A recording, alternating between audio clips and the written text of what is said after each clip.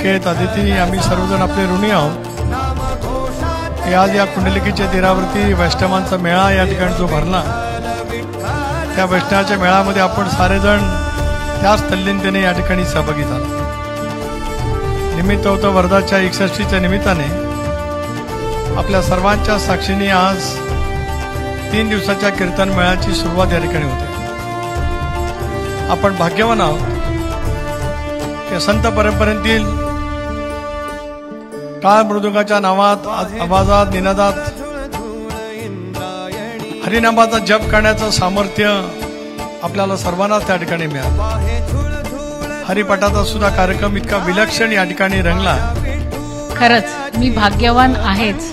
आजी धन्य दिवस फळला, मज संत समूह मिळाला. लोळनया संत चरणी, अभिमान सर्व गळला. घरदार सर्व खोटे, देहीचे दुःख मोठे.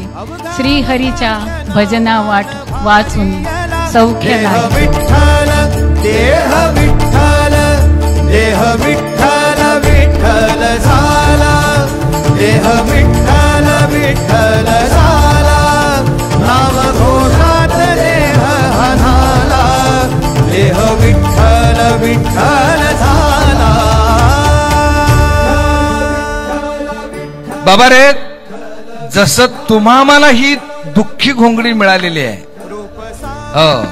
त्रिविध तापाने विणलेली ही घोंगडी मिळालेली आहे, तशीच घोंगडी साधू संतांना, ऋषी मुनींना देखील मिळालेली आहे. पण त्यांच्या घोंगडीत राहण्यात आणि आपल्या घोंगडीत राहण्यातला फरक काय आहे, टेक्निक काय आहे? तुम्ही आम्ही ही घोंगडी माझीच आहे, किंबहुना ही घोंगडी म्हणजेच मी आहे, असा दृढ भाव तुमचा झाला. त्यामुळं या प्रारब्धाने या घोंगडीला जे दुःख भोगावं लागते, ते दुःख तुम्हा आम्हाला भोगल्यासारखं वाटतं.